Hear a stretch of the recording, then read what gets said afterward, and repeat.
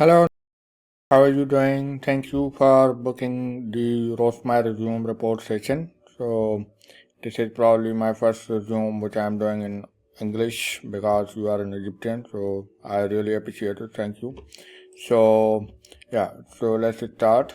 So, your name and your designation, senior iOS engineer. That's very good because a lot of people miss this detail that uh, a lot of people miss the details about what role they are looking for. So yeah, this is good that you have made it plainly clear that what you are doing, and this will help recruiters to figure out that what are your expectations. So mobile number, email, location, willing to relocate, that's really nice, and LinkedIn and GitHub. So yeah, header section is really good. Uh, Never ever put a photo in a resume. It's not needed.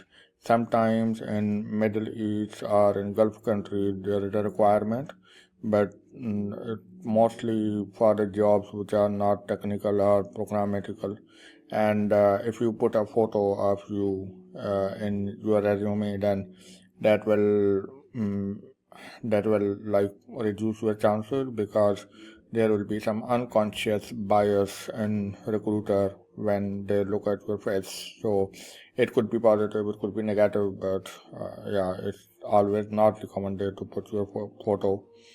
For European company, there is a standard like Europe CV kind of thing, so that requires a photo as well. But if you are looking for remote jobs or technical jobs, then I think photo is not that much important. So summary. So one thing I noticed that you have two-page resume. You have to condense it in one page only. That's it.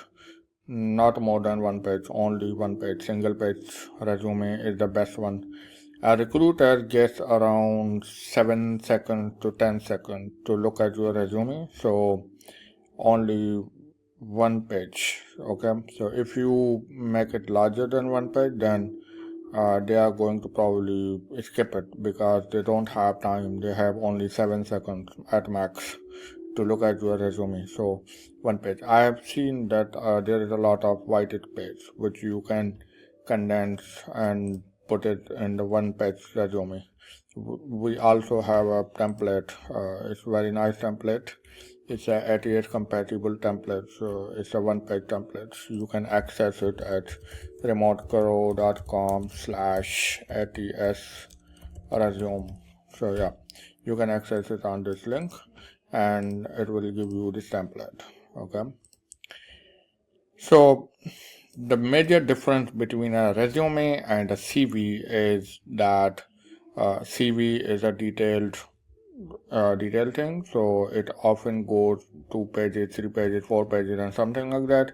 Then, in order to make like a TLDR version or summarized version, people put the section about summary in the CV. But when we are talking about resume, then resume is already a condensed short version of CV, so you don't need summary for this. If you are putting a one-page resume, then you don't need summary section. But you should replace this with objectives. Objective is like you are an iOS engineer with a strong passion for crafting clean and user-friendly applications, and you are very good in learning and implementing best practices.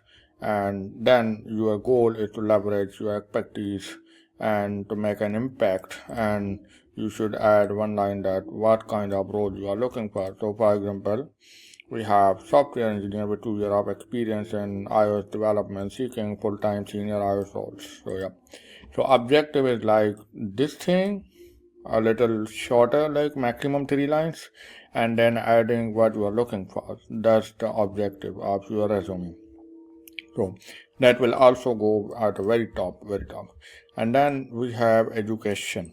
If you are a professional experienced person, like you are there 1, 2, 3, 4, 5, you are doing currently fifth job, so you don't need education, in fact.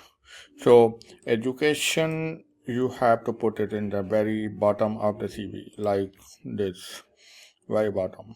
Okay, so Education is required for those people who are either in the studies doing bachelor's or something, or they are very fresh graduates. So if you are experienced and you are not fresh, then education should be at the bottom and professional experience should be at the top. So personal info, then objective, then professional experience will go here.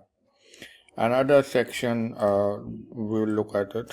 So you have put Information Technology Institute, October to June, Web and Mobile, Faculty of Commerce, English section, so yeah, bachelor's, and that's good.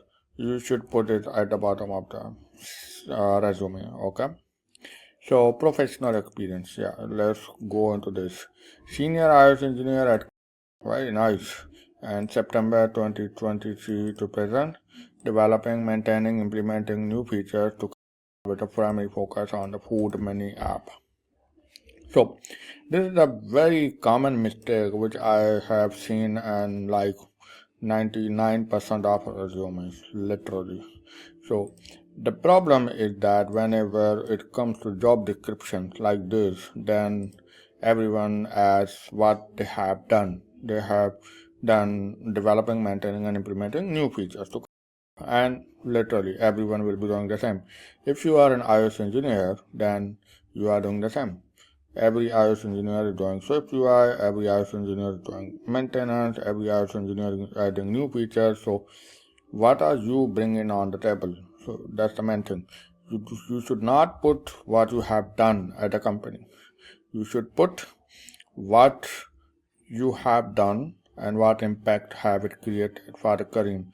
So you have to share the numbers, you have to share the impact, what you have provided to the company, because that will be the thing that when recruiter look at your resume, they will think that, oh, she's a very good person, we should hire her because she have increased user retention at a previous company, so she will probably help us in user retention as well. So yeah, you have to sell your numbers. One easy way is that you should add some verb like achieve, led, developed, implemented, reduce, enhance, optimize. We have bunch of verbs here which you can use, and then add numbers, uh, reduce 23% object size, increase 23% user retention by implementing this feature, reduce 20%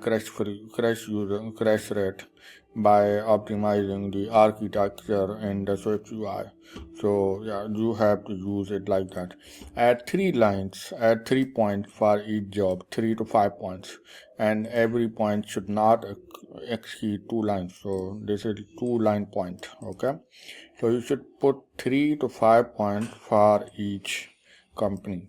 Try to put those points in one line, and if sometimes you cannot miss it, then at maximum 2 lines like this. So 3 to 5 lines for each job, and sell them the numbers whatever you have, and make the numbers bold like this, X% growth, X% of improvement, like that, okay?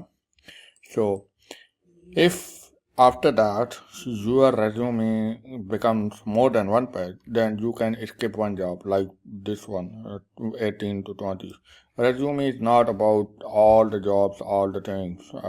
There is a LinkedIn for that. So resume is like what is the most current, what is the most recent, what is the most related to that job. If you are looking for an iOS engineer job, then I believe that your all jobs are all about iOS. So yeah, you can skip the very old job which you have done, because that is in your portfolio, and you will be mentioning that how much year of experience you have already. So it's not necessary to put it in the resume. And then certificates, yeah, this is good. You should add certificates or achievements or awards and achievements section. That's very important. So I'll tell you how, and then I don't see any project section, so if it's not important, then it's fine. If you can put it, it's good. but you have a good company name in your portfolio. So yeah, it makes sense, absolutely. And then technical skill. Move this here after the objective, because when recruiters are looking for, first thing they are looking for is what skills you have, how many skills do have match in their job description. So make it easy for them, put it on top so that they can skim it, because they are looking at your resume for like 7 seconds. So make it easy. Also, there is a very good way for putting resumes like this, that you put technical skills and then you put all the technical skills like SERPs, RX, and Objective-C, Core Data, iOS SDK, Swift UI, UI Kit, and then put miscellaneous like soft skills. So you can put Jira and Git and version control and design patterns and all these. Then you can put another one like let's say XYZ is hobbies. You can put hobbies, and then you can put add tools, like make 3 to 4 categories and put all the tools. Do not explain that how much experience you have, like some people add Swift 3 or Swift 2 and number of years and all that. Don't put it.